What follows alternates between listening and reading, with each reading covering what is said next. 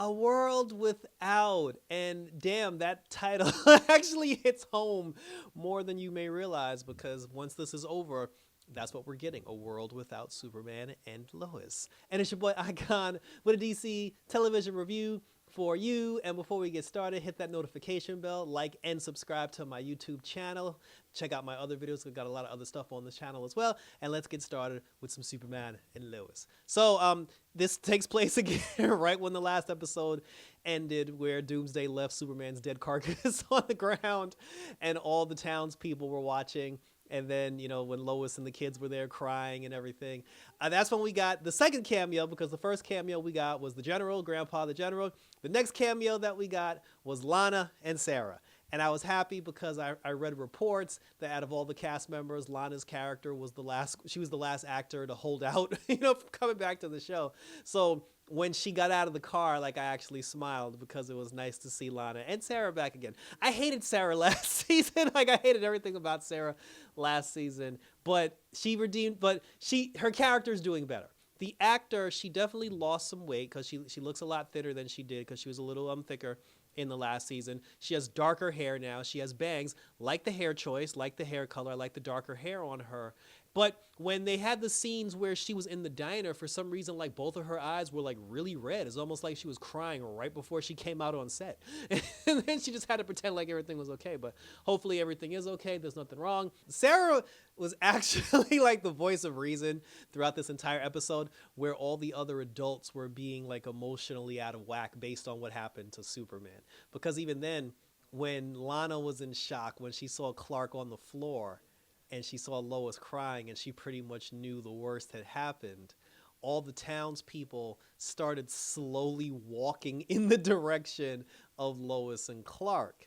And Sarah picked up on that, and she was like, Mom, like, they can't, because if they look him in the face, they're going to know that's Clark Kent. And then that's when Lana was just like, everybody, she was like, stop, everybody stop. She said, that's Superman. Superman is Lois's good friend. You know, give her a moment, everybody leave. But I'm like, they already saw it. Like, and there was one guy in particular, like, he knew something. And even like the old mayor's kid, like, you know, he was close enough, so I'm pretty sure he saw something. So then after that, then they got everybody out of there, like all the townspeople left. And then that's when Lois immediately told Jordan to take his father's body to the fortress immediately so Grandma could try to fix him. And that was too close to where the townspeople were, because everybody had literally just turned around to walk away when that happened. So the fact that Jordan like catapulted himself like off of the ground to lift his dad back to the fortress, anybody could have turned around and saw that shit. He takes him back to the fortress, you know, Grandma Elle puts him in a stasis field, and then that's when she was just like, shit, he doesn't have a heart. And then he was just like, what can you do? And she was like, nothing. She's like, I can't regrow organs. You're gonna have to get his heart back if you want me to at least try to save him. So now Jordan's just like, okay, fine. And now we're on a mission to try to get back the heart of Superman, you know, from Lex Luthor. And it was at this moment right here where I realized and remembered that Jordan is by far the dumbest character on this entire show. So first, he has no stealth knowledge about him. He basically ran up on Lex Luthor in a bar and told him, give me back Superman's heart or else. I'm like, yeah, he's really going to do it now. And then because of that, because of his stupidity, and because he ran up on Lex Luthor, Lex figured out that he was Superman's son. He also figured out that Clark Kent was Superman. So now, because of Jordan's dumbass, like, he knows all the secrets.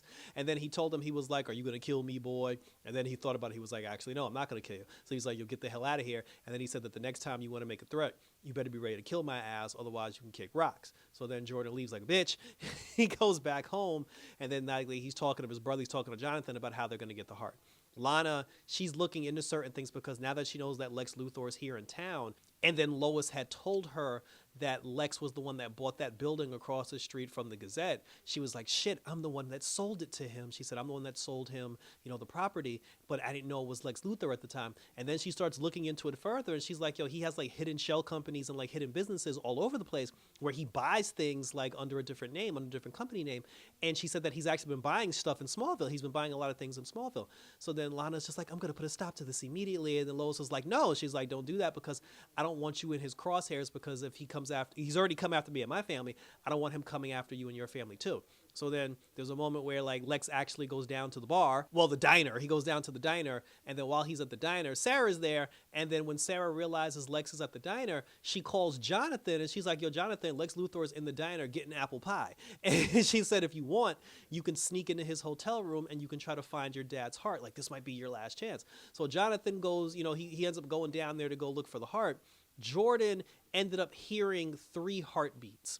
And when he heard those 3 heartbeats, he was like, oh, I think I found Dad's heart. And then Jonathan was like, how could you be sure? He said, because normal humans have 2 heartbeats, Dad's has 3. But then Jonathan told him straight up, he was like, don't go, because don't you think, first of all, the heart's not even in his body anymore. So why would it still be beating? Second of all, he said, if you didn't hear anything for the last couple of days, and now all of a sudden you can hear Dad's heart, don't you think this is a trap set by Lex Luthor to lure your dumbass in?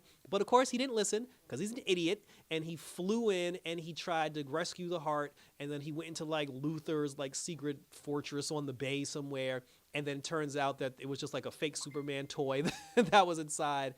Jordan was tricked, and then his goons Lex Luthor's goons started blasting Jordan with kryptonite bullets and kryptonite lasers and bullets and everything, and they were slowly killing Jordan.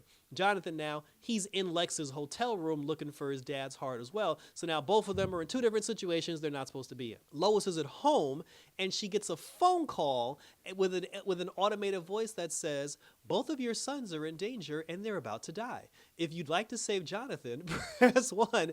If you'd like to save Jordan, press 2. So then Lois is like freaking out. She's like, fuck you, Lex Luthor. She's like, I won't play your stupid game. Meanwhile, Jordan's getting brain blasted all over the floor. And then there was a moment where Lana had came into the diner, and then she saw Lex, she talked to Lex, and then Lex was like, I want to talk about buying some property. And then she was like, well, make sure everything goes through my assistant and we'll set up a meeting. And then she talked to Sarah, and she was like, why are you being nice to Lex Luthor? And then she was like, it's my job, he's a customer. She was like, bitch, please.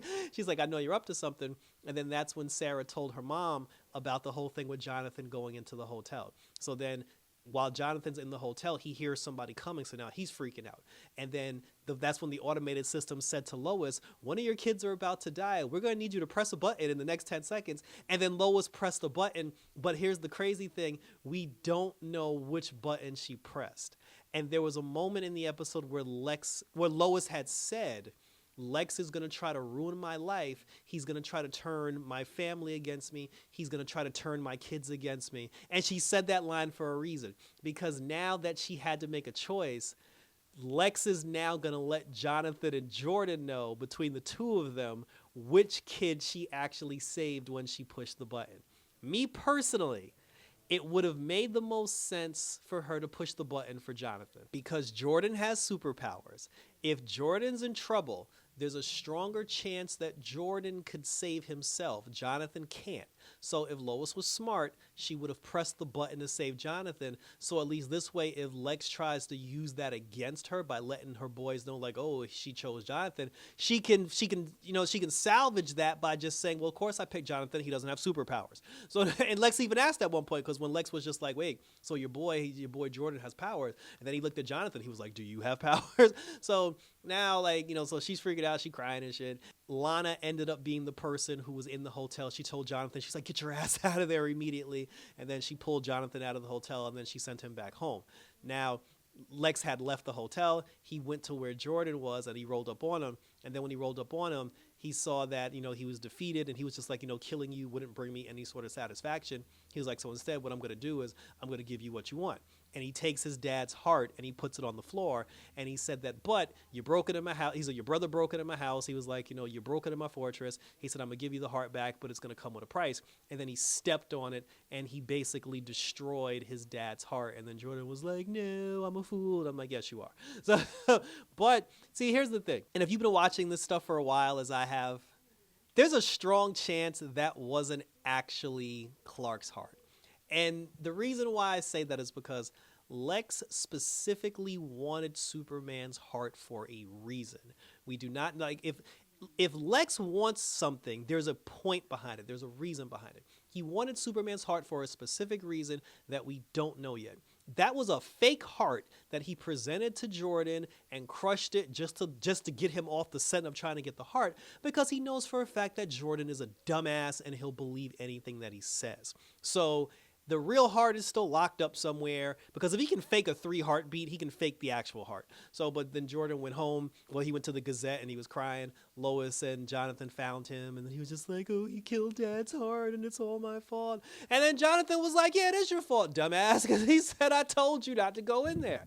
And there was no two ways about it. That's fact. Like, that's 100% facts. He's like, you shouldn't have went. He's like, that's what you get. So then he's like, now we got to figure out how to move on without Dad, because you're stupid behind, got his heart destroyed. And then after that, it cuts back to Lex Luthor, where he's talking to, I'm just going to call her Mercy Gray. He's talking to Mercy, because throughout the first 2 episodes, Lex has basically been on a mission to find his own daughter, because he said that when Lois put him in prison, he lost contact with his daughter. He doesn't know what she looks like now, because that was like 13 years ago. Now she's a grown-ass adult woman, and he wants to find his daughter. Mercy tells him that his daughter went into hiding or something when he got out of prison, and the only person that knows where his daughter is General Lang. And that's hilarious, because General Lang is not going to help him. But I think this is how we get the end of General Lang and how he dies. So now Lex is going to run up on the General and try to get the information. I did find out that his daughter will be played by the actress that played Gemma Simmons on Agents of S.H.I.E.L.D., because they did also make a comment about her being in London for a while. So I guess when she comes back and has a British accent, there'll be a reason. That'll be the reason for it. And I think Elizabeth Hedwig, I believe that's her real name. And I also found out that she's going to be directing like an episode or 2 from Superman and Lois as well. So that's cool. Nice to see like all these actors like crossover from DC to Marvel. Yeah, but that was pretty much it. And then in the final scene, the Kents ended up going to the Fortress of Solitude, and then Grandma L, she told them, she was like, oh, Clark left something for you all, which was basically a hologram version of Clark, because Kryptonians are able to download their consciousness into a computer, which is why we were able to talk to his dad and why we were able to talk to his mom. And now his consciousness has also been uploaded in the computer, and he can talk to his family as well in the Fortress of Solitude. And I was like, that's kind of cool. That's both cool. Like, that's like something they would do in a series finale. Like in the very, very last episode when he dies to save the world, that's when we find out his consciousness exists in the computer. So because they did this too early, I swear to God, he's coming back before the season's over. And then they were just kind of relishing, and he said that he put his consciousness in there when they first built the fortress. But because Lois had cancer, he never actually had a chance to tell them. But, they were just like, is this all we have of you? And he was like, well, thanks to your dumb ass, this is all that you get of me. And he was like, I'll always be here in the fortress, whenever you guys need me. He said, but when it comes to being out there in the real world, you guys are basically on your own. You got to figure this shit out for yourself. And then that was pretty much how that episode ended. And thank you for tuning in. There was a lot of crying in this episode. There were a lot of tears. It was very emotional. I don't know where we're going. Like, usually I'm good at figuring this stuff out, but I legitimately don't know what's happening right now. I don't know where the story's going. I don't know who's doing what.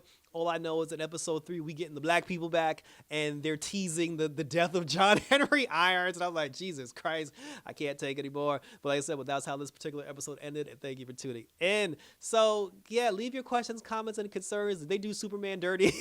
Like, did they do Clark dirty? Where do you think we're going to go for because I think we're only getting 10 episodes, so we got 8 more to go. What do you think is going to happen in the next 10 episodes? Where do you think the show goes from here? What's going to happen with black people in the next episode? For the love of God, share your questions, comments, and or concerns down below, and let's continue to talk about it. So check out my other reviews, because I got part 1, the first episode of Superman and Lois this season, up on my YouTube channel. I've still got the Penguin up on my YouTube channel. I've got Agatha all along, and I got that Tomb Raider on Netflix coming as well, so take a look at that when it goes live. So that was it, guys. So thanks for tuning in. Until next time for some Superman action, because for the love of God, I don't know where we go next, but till then, we're out this.